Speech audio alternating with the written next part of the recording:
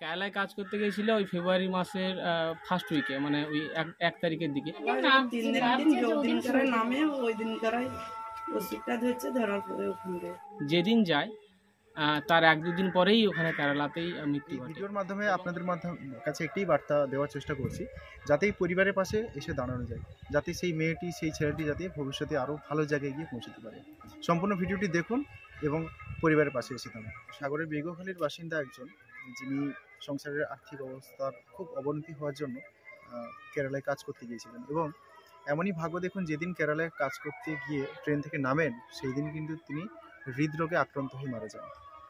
এখন অবশিষ্ট যা রয়েছে একটি বাড়ি, পরিবার এবং তার স্ত্রী, একটি ছেলে, একটি মেয়ে। ধার করে করেছে তো। এই বর্তমান সাংসারিক পরিস্থিতি এতটাই খারাপ, তো আমরা খবর পেলাম, খবর পেয়ে আমরা আমি এসেছিলাম এবং আমার সাথে এসেছিলেন শ্রীদাম গঙ্গাসাগর হাই স্কুলের মাস্টারমশাই এবং পাড়ার অন্যান্য শুভানুধ্যায়ী ব্যক্তিগত। আর আঙুটি একটা বন্ধক দিয়ে 5,000 টাকা লিজা ঘরে বাজার হাট করে দিয়েছে, দিয়ে আর বাদ বাকিটা ও লিয়া বাড়িছে।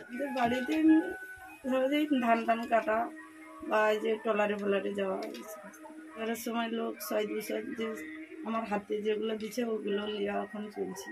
উনি একমাত্র রোজগারের ব্যক্তি, আর কি আছে আমার তার। উনি আপনার ছেলে মেয়ে আর কতজন? একটা ছেলে একটা মেয়ে। ছেলে আর মেয়ে কি করে? মেয়ে পড়াশোনা করে, ছেলেও পড়াশোনা করে।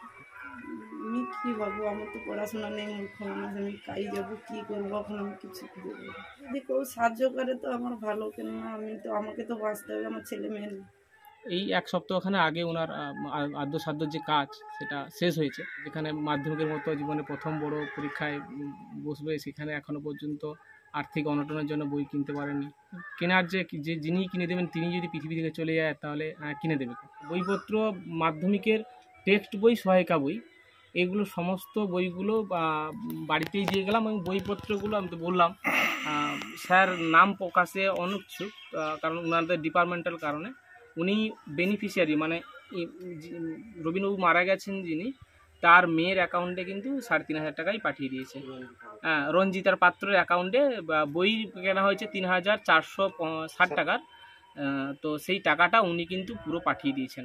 আর উনি অফিসিয়াল কারণে ওনার একটু প্রোটোকল আছে, যে কারণে ওনার আমি নাম নিতে পারছি না, নামটা শুভঙ্কর বাবু। আর বাদবাকি আমাকে আর বলবেন না, আমি আর বলতে পারবো না। তো ওটা মেয়ের অ্যাকাউন্টে পাঠিয়ে দিয়েছি এবং বইগুলো আমি এক্ষুনি ওনার পরিবারের হাতে তুলে দিয়েছি।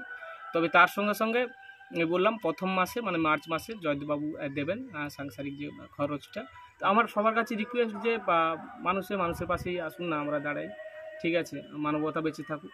কোনো যদি সহৃদয় ব্যক্তি এগিয়ে আসেন এরকম একটা দুস্থ ফ্যামিলির কাছে এবং সহযোগিতার হাত বাড়িয়ে দেন, তাহলে হয়তো এই ফ্যামিলিটা উঠে দাঁড়ানোর শক্তি পাবে।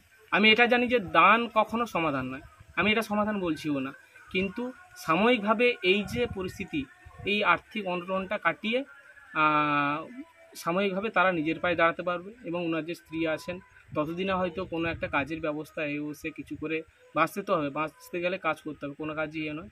তো সেই জন্য প্রথম 3 মাসের জোগাড় করেছি, বাকি আরও 2 মাসের আমি থিঙ্কিং থেকে যেটা চিন্তা করেছি, যদি কোনো সহৃদয় ব্যক্তি এগিয়ে আসেন বা সহযোগিতার হাত বাড়িয়ে দেন আপনাদের মারফত, তাহলে সত্যিই কৃতার্থ হবে এবং এই পরিবারটা উপকৃত হবে।